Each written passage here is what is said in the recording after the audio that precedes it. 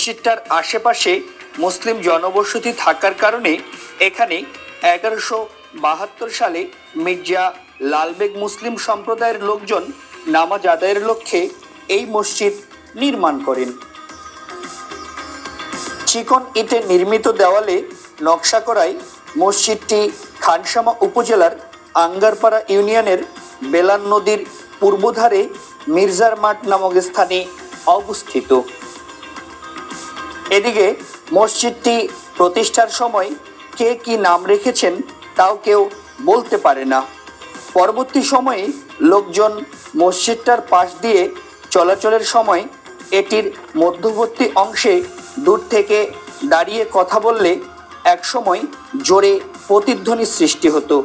তাই শুনে তারা ভাবত মসজিদটি তাদের কথার উত্তর দিচ্ছে। এ থেকে মসজিদটির নাম হয়ে যায় আওকরা মসজিদ, অর্থাৎ কথা বলা মসজিদ।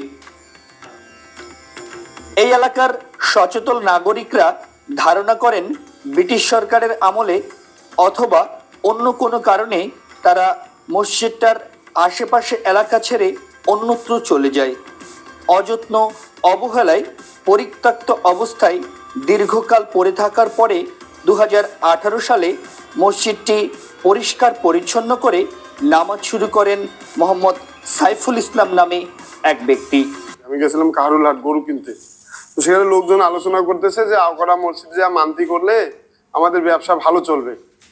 তখন আমি তাদেরকে জিজ্ঞাসলাম, ভাই আওকরা মসজিদটা কোথায়? কয় পাকেরহাট। কয় এই মসজিদে হিন্দু মুসলিম যা মানতি করে, অসুস্থ হলে কোনো কিছু হেরে গেলে আল্লাহর কাছে দোয়া করে আসে, তো সেটা পূর্ণ হয়। আমি বললাম পাকেরহাটের মসজিদটা আমি দেখি নাই। তখন শনিবারে হাট করি, রবিবারের দিন সকালে গোসল করে এই মসজিদটা দেখার উদ্দেশ্যে আমি আসি দেখতেছি এই মসজিদটা পরিত্যক্ত। স্থানীয় লোককে বললাম, ভাই এই মসজিদটা পরিত্যক্ত কেন? ভাই এখানে জিন সাপ মানুষ এখানে যাইতে পারে না, সমস্যা দেখায়, এই জন্য পড়ে আছে। ছাত্র নিয়ে আসলাম, সব মৌলানা 30-35 জন আর কি। তারা শুক্রবার দিন এখানে অবস্থান করলো, আসলো গাড়ি নিয়ে, ছোট ট্রাক গিলা আসিয়া এখানে তিরপল টাঙালো, উপরে তিরপল টাঙালো, নিচে তিরপল বিছাইলো।